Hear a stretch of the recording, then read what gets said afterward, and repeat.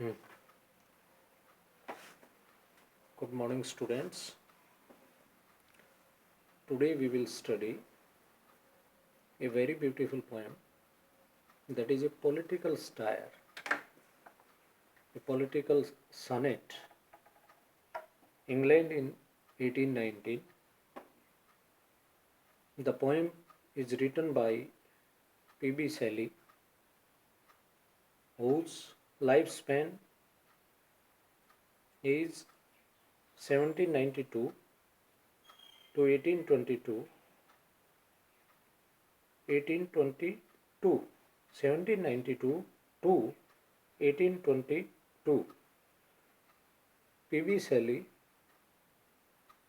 is a well-known name in the history of English literature. He was a leading poet of the Romantic moment with radical political views. Shelley was a revolutionary filled with passion to reform the world on the basis of love, justice, and freedom. For him, poets are the unacknowledged legislators of the future. Two preoccupations dominate Shelley's poems: his devotion to liberty and his belief in love. Shelley's shorter poems are, on the whole, more effective than his ambitious dramas, and in his Ode to the West Wind, he achieves a degree of concentration he seldom reaches elsewhere. As far as the poem is concerned, it's a political style. The year 1819 was also a disgusting reminder of the Peterloo massacre. The poem was written in 1890, and this year has a history. A Peterloo massacre happened. Thousands of people gathered in a field for a peaceful meeting. The magistrate ordered firing, and in the stampede, 11 people killed and hundreds and thousands injured. So, Shelley's anger at this and the other conditions of England of his times was fueled. Shelley was already filled with anger at the pathetic condition of England, and this incident of Peterloo fueled his anger, and that finds expression in the poem under study. The poet rails at the political and religious authorities of his country. His attack takes in its broad sweep King George III, who is old, mad, blind, despised, and dying, princes whose profligate lives were the objects of the public scorn, unreligious and Christless priests, and the worst of all, an unrepealed parliament. Shelley wanted his England to be free from these leech like rulers who had sucked the vitality of his country. As a visionary and an idealist, Shelley fervently hoped that the present state of society, governed and dominated by sinister forces of oppression, cruelty, tyranny, and exploitation, would soon be consigned to flames, and out of its flames would emerge the spirit of liberty in the form of a glorious anthem, which would usher a new world of happy hopes and glorious fulfillments of man's aspirations of equality, liberty, and justice. So that's all about the poet and the poem. And now we will also study the poem line by line. I read England in 1819. The first four lines: an old, mad, blind, despised, and dying king, princes, the dregs of their full race, the dregs of their dull race, who flow through public scorn, mud from a muddy spring, rulers who neither see nor feel nor know, but leads like to their fainting country cling, till they draw blind in blood without a blow.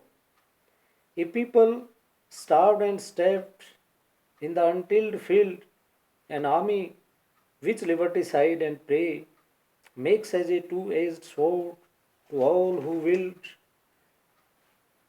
golden and sanguine laws which tempt and slay. Religion, Christless, godless, a book sealed, a senate, time's worst statute unrepealed, are graves from which a glorious phantom may burst to illumine our tempestuous day. So, a very beautiful sonnet. In this sonnet, the poet has thrown light on the pathetic condition of England, its social, its religious, its political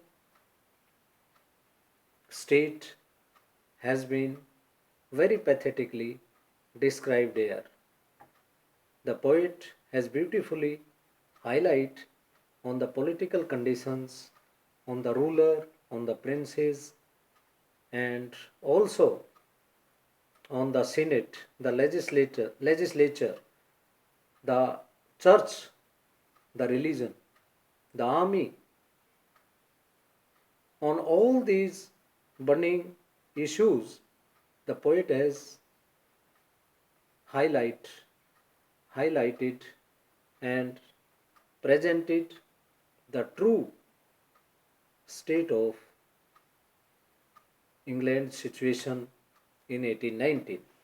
So, the first stanza again: an old, mad, blind, despised, and dying king, princes, the dregs of their dull race, who flow through public scorn, mud from a muddy spring, rulers who neither see nor feel nor know. So, in these lines, P.B. Shelley has beautifully described the pathetic conditions of the country where the rulers, especially the King George III, who was at that time at throne, he was an old man. Mad means he has no reasoning, no sensibility. Blind means he was very old and very weak eyesight. Despised, he was unpopular in the public because he never cared for the welfare of the people. Hence, the people in general hated the king. And dying means he was at the verge of his last years, he was very old. Princes, the dregs of their dull race. Dregs means the remaining thing, dull race. So, how politically Shelley has sterilized the political ancestry. The king was old, mad, blind, despised, and dying, and the princes who were thus who were supposed to be the successor of the king, they were also no better than the king. And it seemed as this infamous ancestry was in continuity without break. Means the successors were equally unpopular and equally cruel, equally hated by the general public. Through public scorn, the public in large, scorn means hating, hate, used to hate this political class. Mud from a muddy spring, and such useless monarchy is compared to a mud as it springs from the muddy ground. The rulers who were insensible, who could not see the pain, the misery, the sufferings of the masses, they neither could see nor feel and nor they had the knowledge of people's suffering. They were exploiting the country, they were infamous, they never cared for the welfare of the people, they continued exploiting exploiting the country socially, economically, religiously, and in this way. But leech like to their fainting country cling, till they drove blind in blood without a blow. A people starved and stabbed in the untilled field. An army which liberticide and prey makes as a two-edged sword to all who willed. So, in the next lines, the rulers are compared to leech, as the leech sucks the blood and to the last drop of the blood it keeps clinging on the living being from which it is sucking blood. And when the whole blood is sucked, then it falls down. In the same way, the rulers were exploiting the country very cruelly. A people starved and stabbed in the untilled field. This line refers to the incident of Peterloo, where thousands of people gathered for a peaceful meeting in a field. The magistrate, the government could not tolerate it, and the magistrate ordered arrest of the speaker. The speaker was arrested, and in a stampede, 11 people killed and thousands injured. An army which liberticide and prey makes as a two-edged sword to all who willed. In these two lines, the true picture of army is presented, and it is described that the army which was for the defense of the country and for the general welfare of the people, which was the symbol of liberty, but it used to behave like a prey in the hands of government. Makes as a two-edged sword. It is compared with a two-edged swords, means one side on the order of government, it was the killer of the liberty of the general public. At the same time, it was ready to stage a coup and to harm the government and the rulers itself if the situation so happened. So, The army was behaving like a two-edged sword. Golden and sanguine laws which tempt and slay, religion, Christless, godless, a book sealed. Golden and sanguine laws which tempt and slay. This line represents the true picture of the legislature.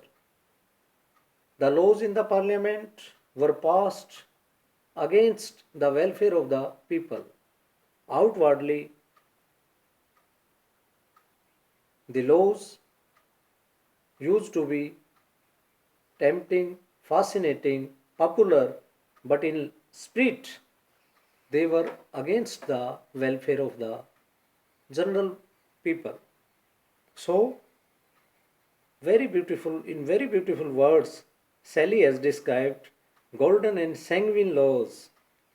Golden means which seems very welfare minded, which seems to be created for the welfare of the general people, but actually they used to suppress, they used to harm the welfare, the general well being of the people. Religion, Christless, godless, a book sealed. These only few words, they are sufficient to express the pathetic condition of religion at that time. Religion, Christless, means the church and the people associated with church, the people associated with the religious activities were totally devoid of the religious principles. Christless means they were not following the principles of the religion, they were not following Christ. Godless, even they were not following the general principle of the religion that is supposed to be inherited from the church, from the Christ, and from the God. A book sealed. Religion was so traditional, it was not encouraging the progress. Book sealed means a closed book. A closed book is the symbol of retrogression, not the progression. So, religion was also not helping the people in their progress, and it was also acting against the welfare of the people. A Senate, time's worst statute unrepealed. A Senate, the legislature, where laws were enacted, bills were passed, and totally they they used to be outwardly in the welfare of the or for the welfare of the people, but actually they were acting against the liberty, against the welfare of the general masses. Are graves from which a glorious phantom may burst to illumine our tempestuous days. Tempestuous means where everything is in order, not in order, everything is in a haphazard way. Everywhere there is anarchy, may it be a political sphere of activities, may it be a religious sphere of activities, social sphere of activities, or the military activities. Everywhere there was anarchy, there was no order, and rulers were using these institutions meant for the general welfare of the people. The rulers were using for their own selfish reasons, for their own purpose of exploiting the country. So, as a whole, the country is compared to grave where dead people relaxing. So Shelley, in these two lines, last two lines, is very optimistic, and he hopes that the present situation of the country is like graves, and from these graves a miracle will happen, a glorious phantom will generate. Shelley, Shelley is visionary and hopes that a spirit of liberty would emerge out of decadent England and would usher in a new era of equality, liberty, and justice in all fields of life, political, economic, and social. So, the poem ends on an optimistic note. Now let's go through some textual questions. Why is the King George III despised? King George III is despised by the public because he is very unpopular king who is not interested in the welfare of the people, who is totally insensitive towards the suffering of the people of the country. He is exploiting the country for his own selfish reasons, and that's why the general people hated the king. The princes are the dregs of their dull race, explain. Yes, the phrase very beautifully express the useless ancestry of George King's George ancestry. After King George III, his son King George IV was likely to succeed him, but he was also equally unpopular and infamous, and he was also equally insensitive for the welfare of the people, and that's why the princes were compared to dregs of their dull race. What makes England fainting country for Shelley? Yes, because the country had become weak due to the exploitation of the rulers, the political, the economic, and social condition, and even the religious condition of England at that times was very pathetic and very bad. That's why the country as a whole is compared to a fainting country. Explain the following. Untilled field. Untilled field means the field where no crop is sown, and it refers to the incident of the Peterloo in 1819. Thousands of people gathered there for a peaceful meeting, but the government could not digest this large gathering, this popular movement of the people, and the magistrate ordered the main speaker was arrested, and in the stampede 11 people killed and thousands injured. Golden and Sanguine laws, this refers to the laws which were passed in the parliament in those days. Outwardly they were supposed for the welfare of the general people. They seems to be very fascinating, attractive, but actually in letter and spirit they were against the general welfare of the people. That's why such laws were called golden and sanguine. What occasioned Shelley's virtual attack on rulers of England? Shelley was visionary. Shelley always respected and honored the liberty of the people, and in he believed in equality, liberty, and justice.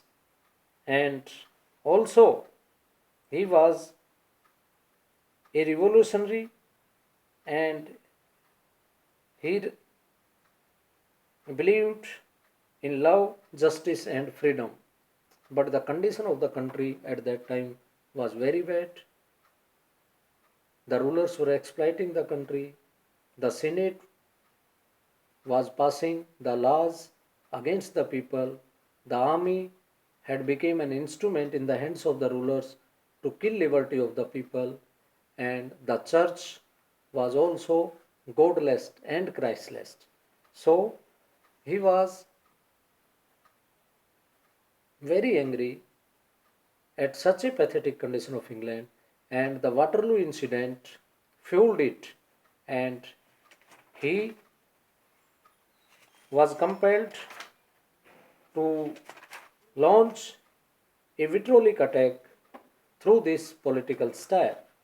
The sonnet is a political style. Yes, the sonnet is a political style, and as already described, that the poet attacked the rulers, the princes, the government, the senate, the army, and exposed the true condition of the country, and truly it can be called a political style. Critical appreciate the poem England in 1819. It's a very beautiful poem. It's a political style, very clearly and in a very truthful manner. The condition of England is presented here. So it's a very nice poem. Thank you. Thank you. Have a nice day.